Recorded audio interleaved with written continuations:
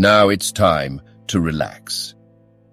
Let your body fall into a comfortable position in your bed and drift gently into a state of total relaxation with tonight's story. The adventure of the Speckled band continued. 2 years have passed since then, and my life has been until lately lonelier than ever. A month ago, however, a dear friend whom I have known for many years has done me the honor to ask my hand in marriage. His name is Armitage, Percy Armitage, the second son of Mr. Armitage of Crane Water near Reading. My stepfather has offered no opposition to the match, and we are to be married in the course of the spring. 2 days ago, some repairs were started in the west wing of the building, and my bedroom wall has been pierced, so that I have had to move into the chamber in which my sister died, and to sleep in the very bed in which she slept. Imagine then my thrill of terror when last night, as I lay awake thinking over her terrible fate, I suddenly heard in the silence of the night the low whistle which had been the herald of her own death. I sprang up and lit the lamp, but nothing was to be seen in the room.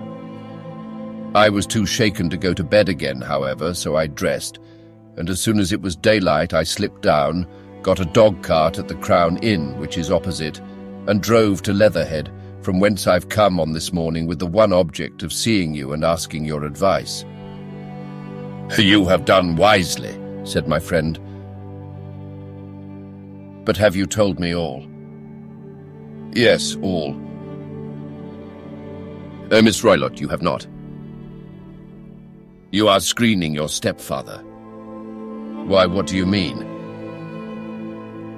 For answer, Holmes pushed back the frill of black lace which fringed the hand that lay upon our visitor's knee.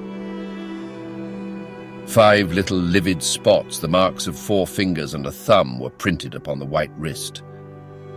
"You have been cruelly used," said Holmes. The lady coloured deeply and covered over her injured wrist. "He is a hard man," she said, "and perhaps he hardly knows his own strength." There was a long silence, during which Holmes leaned his chin upon his hands and stared into the crackling fire.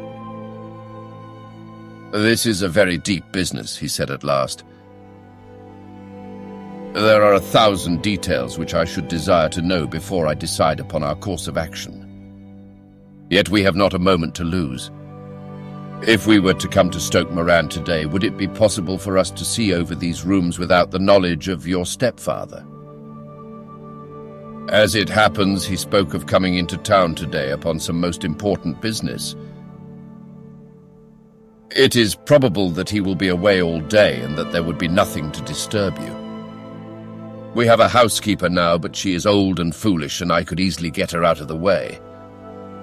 "Excellent. You are not averse to this trip, Watson?" "By no means." "Then we shall both come." "What are you going to do yourself?" "I have 1 or 2 things which I would wish to do now that I am in town. But I shall return by the 12 o'clock train so as to be there in time for your coming. And you may expect us early in the afternoon. I have myself some small business matters to attend to. Will you not wait and breakfast?" "No, I must go. My heart is lightened already since I've confided my trouble to you. I shall look forward to seeing you again this afternoon." She dropped her thick black veil over her face and glided from the room. "And what do you think of it all, Watson?" asked Sherlock Holmes, leaning back in his chair. "It seems to me to be a most dark and sinister business." "Dark enough and sinister enough. Yet if the lady is correct in saying that the flooring and walls are sound, and that the door, window, and chimney are impassable, then her sister must have been undoubtedly alone when she met her mysterious end.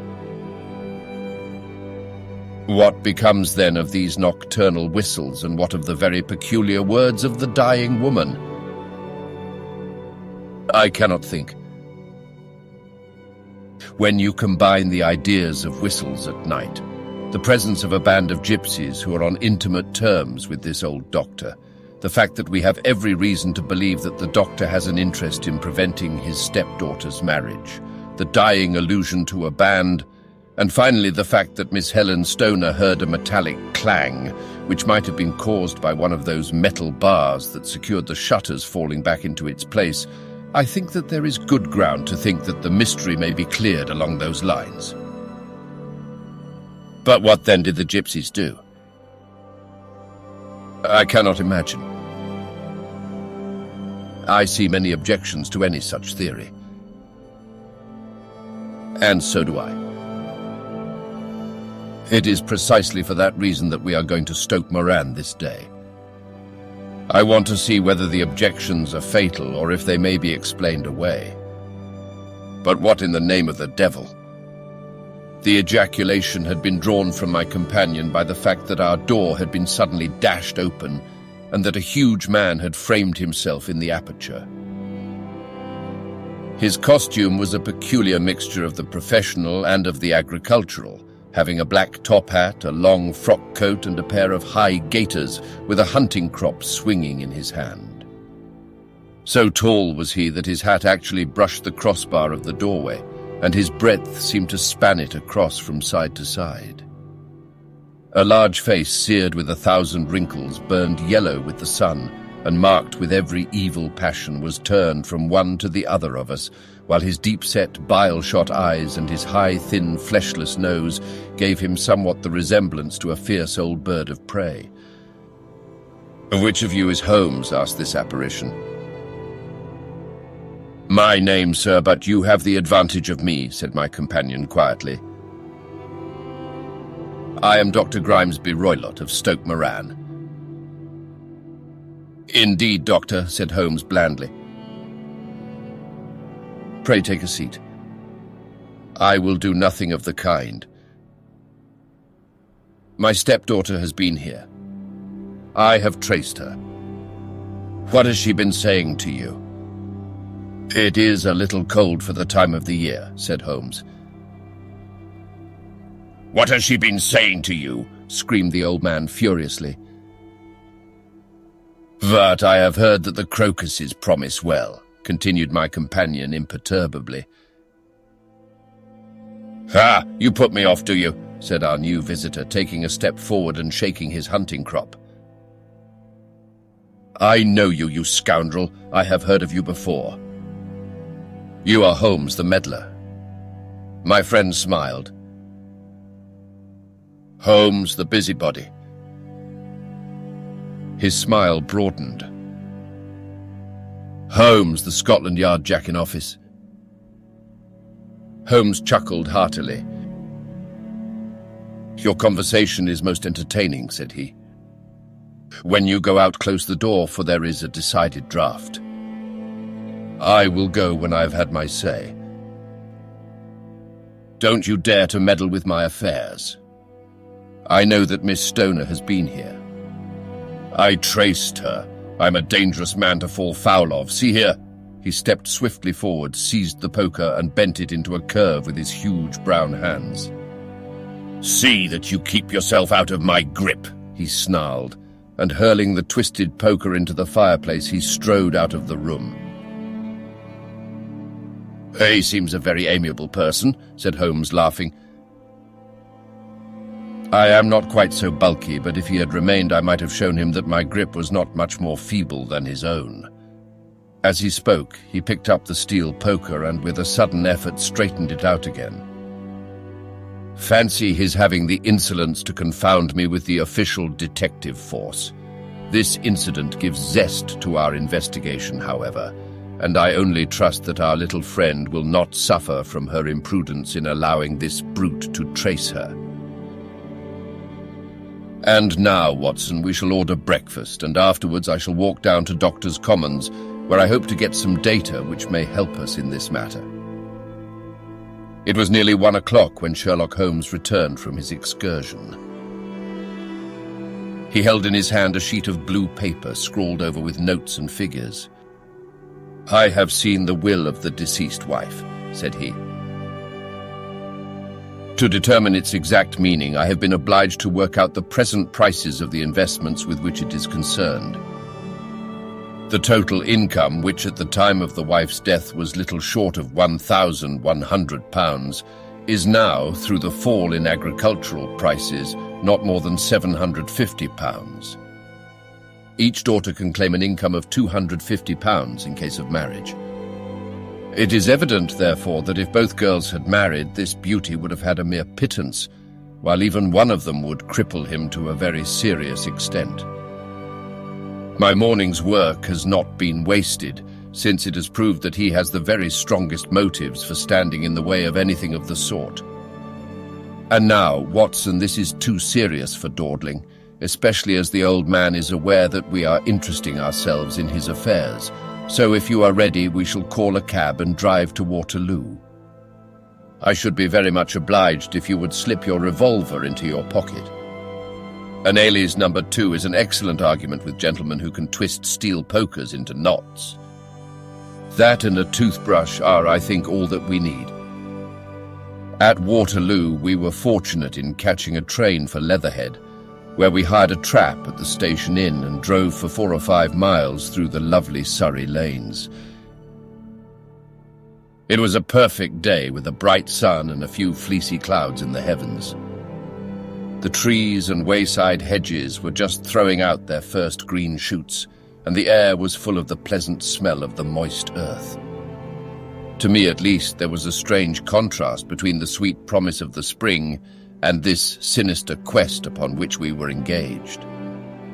My companion sat in the front of the trap, his arms folded, his hat pulled down over his eyes, and his chin sunk upon his breast, buried in the deepest thought. Suddenly, however, he started, tapped me on the shoulder, and pointed over the meadows. "Look there," said he. A heavily timbered park stretched up in a gentle slope, thickening into a grove at the highest point. From amid the branches there jutted out the grey gables and high roof tree of a very old mansion.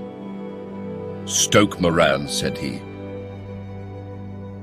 "Yes, sir, that be the house of Dr. Grimesby Roylott," remarked the driver. "There is some building going on there," said Holmes. "That is where we are going." "There's the village," said the driver, pointing to a cluster of roofs some distance to the left. "But if you want to get to the house, you'll find it shorter to get over this stile, and so by the footpath over the fields.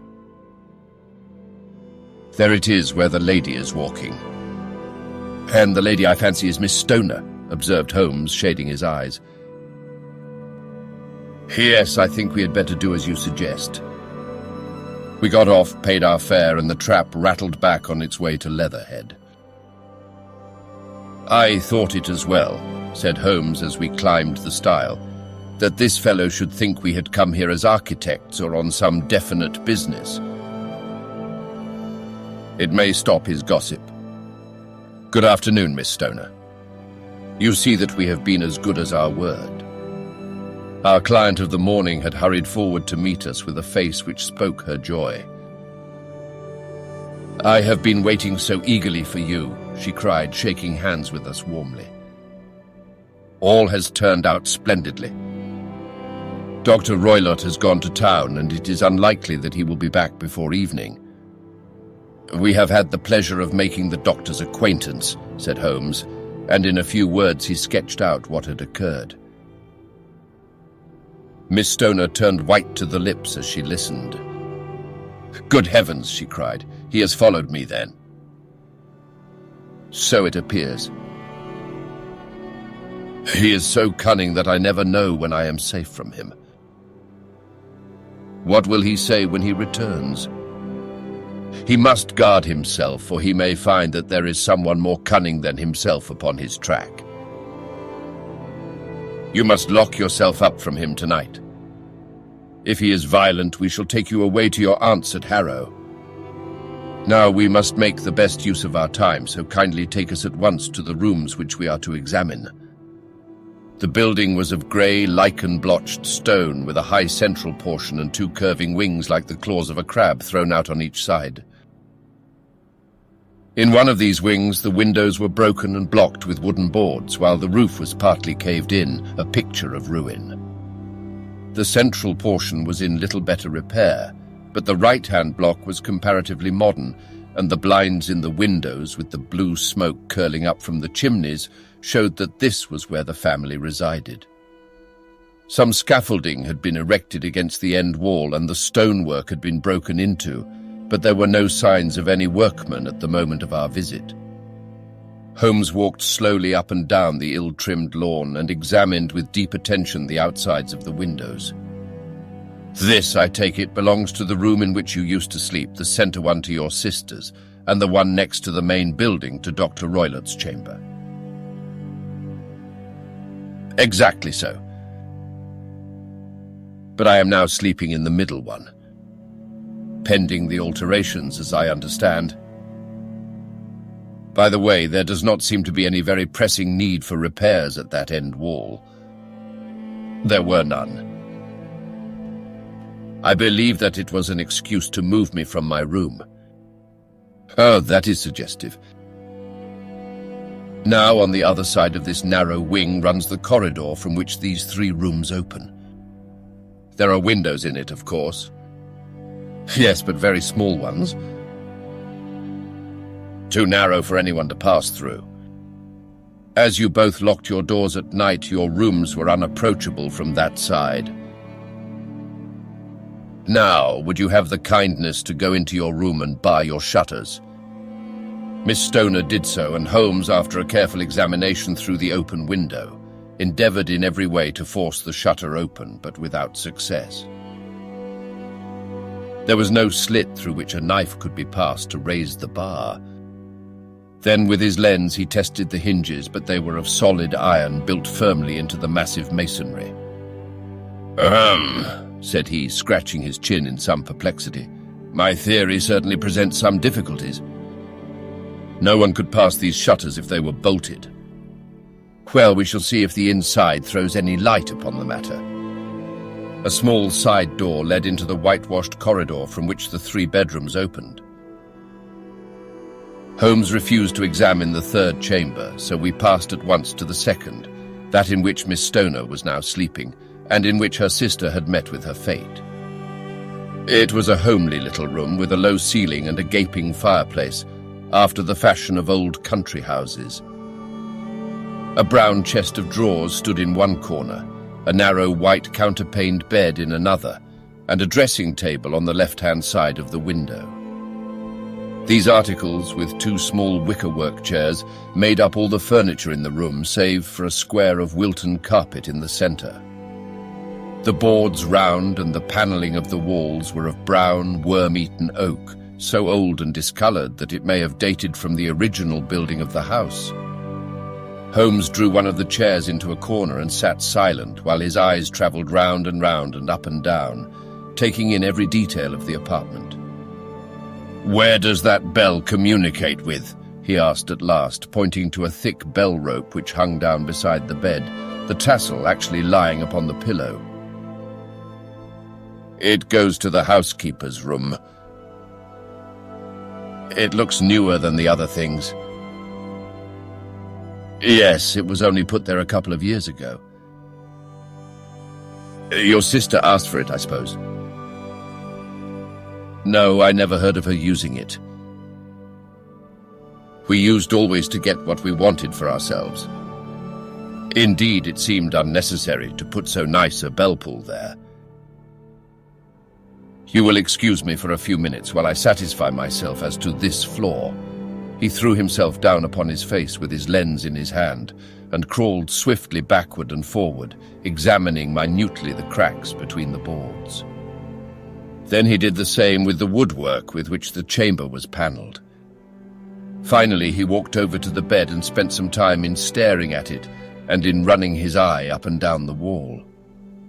Finally, he took the bell rope in his hand and gave it a brisk tug. "Why, it's a dummy," said he. "Won't it ring?" "No, it is not even attached to a wire." "This is very interesting. You can see now that it is fastened to a hook just above where the little opening for the ventilator is. Very absurd, I never noticed that before." Very strange, muttered Holmes, pulling at the rope. There are one or two very singular points about this room. For example, what a fool a builder must be to open a ventilator into another room when with the same trouble he might have communicated with the outside air. That is also quite modern, said the lady. It's done about the same time as the bell rope, remarked Holmes.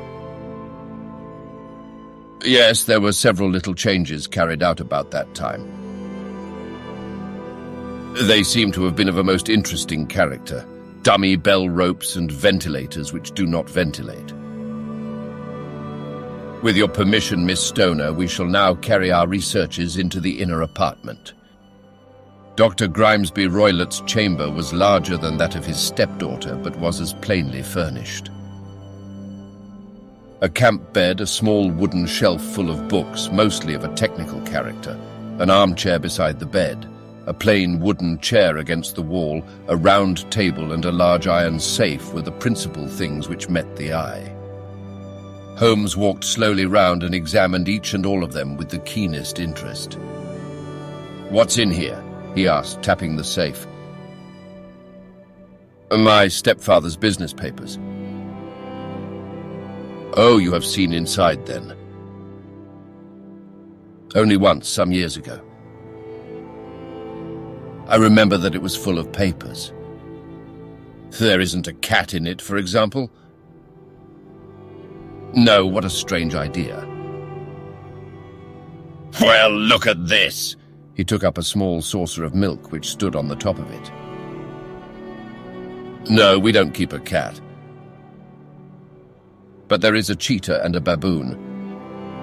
"Ah, yes, of course. Well, a cheetah is just a big cat, and yet a saucer of milk does not go very far in satisfying its wants, I dare say. There is one point which I should wish to determine." He squatted down in front of the wooden chair and examined the seat of it with the greatest attention. "Thank you." "That is quite settled," said he, rising and putting his lens in his pocket. "Hello, here is something interesting." The object which had caught his eye was a small dog lash hung on one corner of the bed. The lash, however, was curled upon itself and tied so as to make a loop of whipcord. "What do you make of that, Watson?" "It's a common enough lash. But I don't know why it should be tied." "That is not quite so common, is it?" "Ah me, it's a wicked world, and when a clever man turns his brains to crime, it is the worst of all. I think that I have seen enough now, Miss Stoner, and with your permission we shall walk out upon the lawn." I had never seen my friend's face so grim or his brow so dark as it was when we turned from the scene of this investigation. We had walked several times up and down the lawn, neither Miss Stoner nor myself liking to break in upon his thoughts before he roused himself from his reverie. "It is very essential, Miss Stoner," said he, "that you should absolutely follow my advice in every respect." "I shall most certainly do so." "The matter is too serious for any hesitation. Your life may depend upon your compliance. I assure you that I am in your hands. In the first place, both my friend and I must spend the night in your room.